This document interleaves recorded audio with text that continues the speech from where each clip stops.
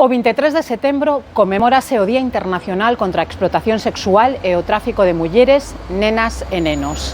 A explotación sexual é o aproveitamento dunha situación de vulnerabilidade, de poder ou abuso de confianza para fins sexuais, incluindo a obtención de ganancias monetarias, sociais ou políticas mediante a explotación sexual das persoas vulnerables.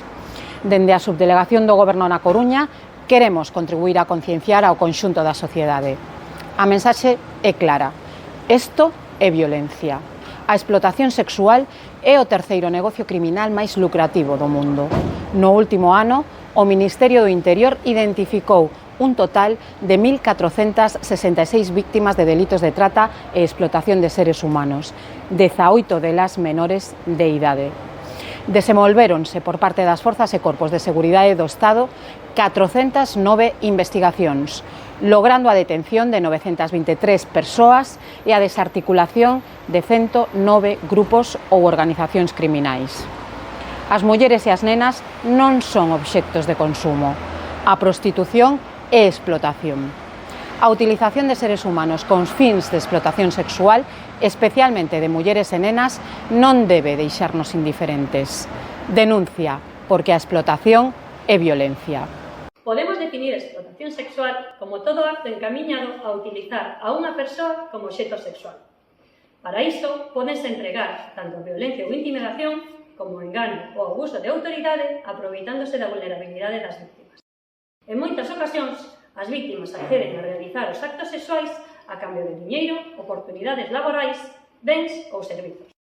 Hai varios exemplos do que pode ser explotación sexual, como forzar a unha persoa a manter relacións sexuais con outras empregando violencia ou intimidación, obrigar a unha persoa a dedicarse a pornografía ou ofrecer axuda humanitaria a cambio de sexo.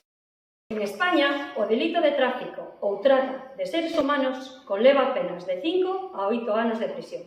Cal é o destino das mulleres víctimas de trata? Pois estas mulleres se atopan nos espazos de prostitución, nos pisos e nos clubes, nos barrios das nosas cidades, nas estradas que conectan as nosas vilas e tamén nos novos espazos de prostitución como a internet.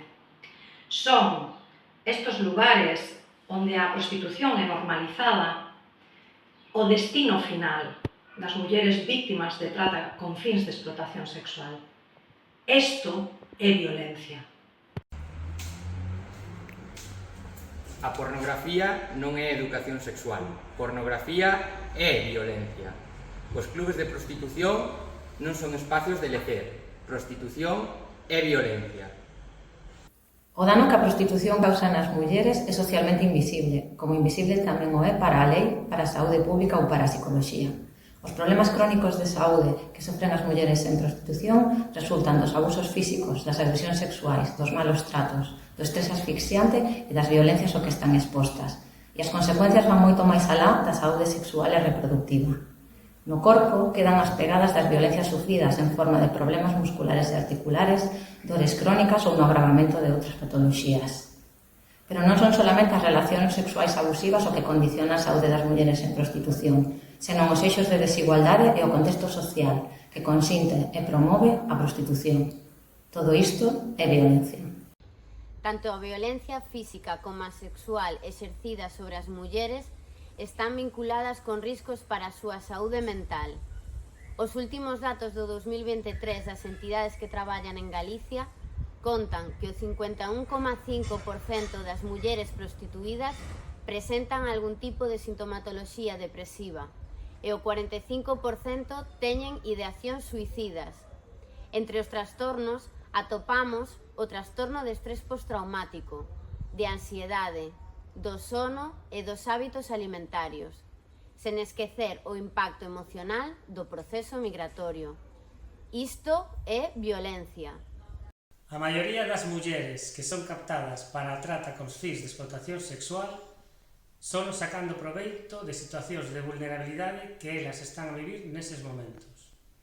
As dificultades coas que se atopan a hora de acceder a recursos económicos, culturais e sociais, en moitos casos por culpa dunha sociedade sexista e patriarcal, expóñenas a caer nas mans das redes de trata con fins de explotación sexual.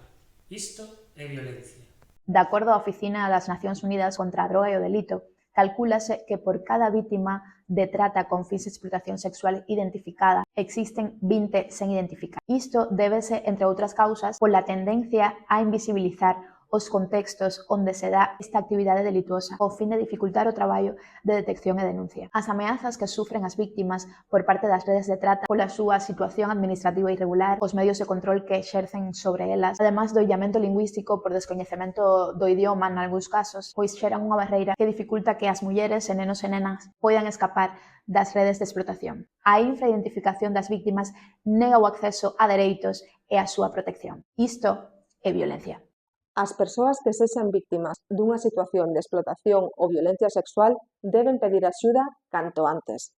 Contamos con diferentes mecanismos para solicitar esta axuda, acudindo directamente ás comisarías onde serán atendidas por axentes policiais altamente especializados na atención ás víctimas, ou ben, no caso de non poder acudir a dependencias policiais, poñemos a súa disposición diferentes servizos que funcionan 24/7 os 365 días do ano.